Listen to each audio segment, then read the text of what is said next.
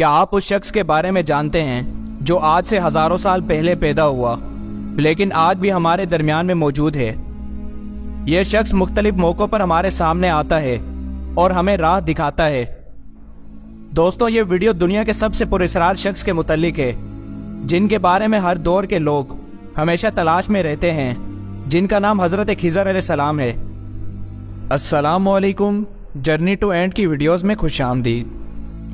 حضرت خضر علیہ السلام کو ہمیشہ زندہ رہنے کی قوت کیسے ملی؟ اس کے متعلق مختلف واقعات ملتے ہیں۔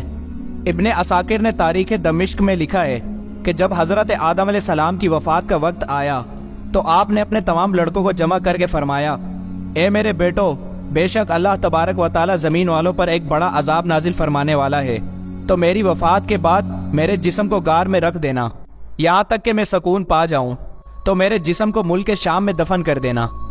لہٰذا آپ کی وفات کے بعد حضرت آدم علیہ السلام کا جسم مبارک آپ کے بیٹوں کے پاس رہا۔ جب اللہ تبارک و تعالی نے نوح علیہ السلام کو مبعوث فرمایا تو انہوں نے آدم علیہ السلام کے جسم کو اپنے پاس رکھ لیا۔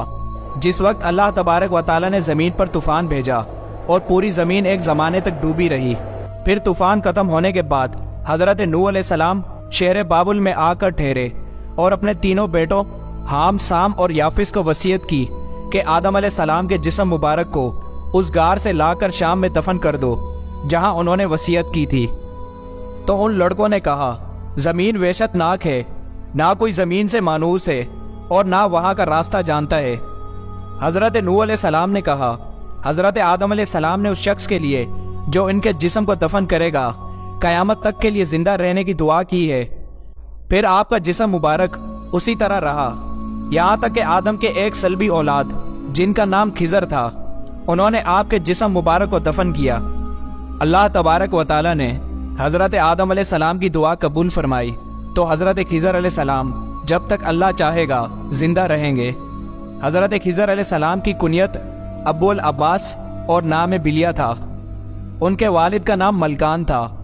حضرت خضر علیہ السلام کی یہ خصوصیت تھی کہ آپ جس جگہ پر بھی بیٹھتے تھے وہاں آپ کی برکت سے ہری بھری گھاس اگ جایا کرتی تھی، اس لیے لوگ آپ کو خضر کہتے ہیں، جس کے معنی سبز چیز ہوتی ہے۔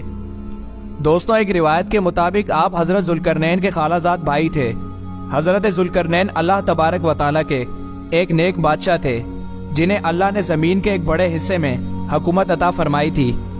حضرت خضر علیہ السلام حضرت ذوالقرنین کے وزیر تھے۔ کتابوں میں حضرت خضر علیہ السلام کی لمبی عمر اور موت نہ آنے کی وجہ یہ بھی لکھی گئی ہے کہ آپ نے آب حیات نامی ایک چشمے کا پانی پیا تھا۔ آب حیات کے بارے میں ایک روایت بیان کی جاتی ہے کہ جو اسے پیے گا اسے کبھی موت نہ آئے گی۔ توریت کے باب یوحنا میں آب حیات کا ذکر یوں ملتا ہے، پھر اس نے مجھے بلور کی طرح چمکتا ہوا آب حیات کا ایک دریا دکھایا جو خدا کے تخت سے نکل کر اس شہر کے درمیان میں بہتا تھا اور دریا کے پار زندگی کا درخت تھا۔ آب حیات کا ذکر قدیم داستانوں اور کتابوں میں بھی ملتا ہے۔ ان داستانوں میں 3 شخص کا ذکر کیا گیا ہے جو کہ آب حیات تک پہنچ گئے تھے۔ ان میں ایک حضرت الیاس علیہ السلام، حضرت ذوالقرنین علیہ السلام اور تیسرے حضرت خضر تھے، جن میں حضرت خضر اور حضرت الیاس کو ہی وہ پانی نصیب ہوا۔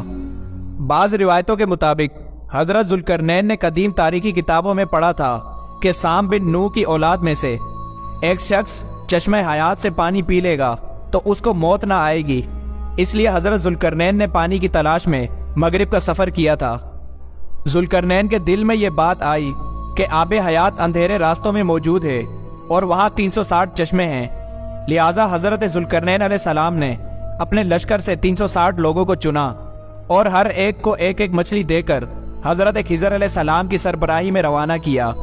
تمام لوگوں کو یہ ہدایت دی گئی کہ ہر فرد اپنی مچھلی کے ساتھ چشمے میں اتر جائے اور واپس آ کر اپنی اپنی مچھلی ظاہر کر لے۔ کافی لمبے سفر اور دشواری کے بعد آخرکار یہ لوگ اس چشمے تک پہنچ گئے۔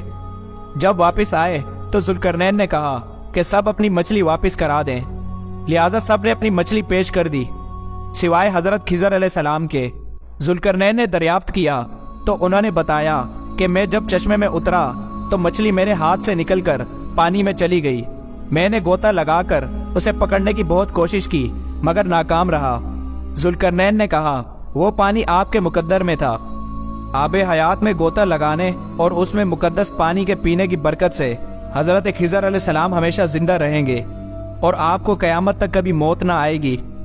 हज़रत मूसा अलैहिस्सलाम से भी हज़रत खिज़र अलैहिस्सलाम की मुलाकात का जिक्र कुरान मजीद में मिलता है, जिसके मुताबिक हज़रत खिज़र अलैहिस्सलाम को एक अलहामी इल्म अता किया गया था जिसे इल्म लदूनी कहते हैं। उस इल्म को सीखने के लिए हज़रत मूसा अलैहिस्सलाम हज़रत खिज़र अलैहिस्सलाम की खिदमत में हाजिर होते हैं और उनसे दरख्वास्त करते हैं कि अल्लाह ने इन्हें जो इल्म अता किया है वो मुझे भी सिखा दें। लेकिन हज़रत मूसा अलैहिस्सलाम की जल्दबाजी और सब्र ना करने की वजह से हज़रत खिज़र अलैहिस्सलाम वो इल्म मुकम्मल तौर पर हज़रत मूसा अलैहिस्सलाम को नहीं सिखा पाते।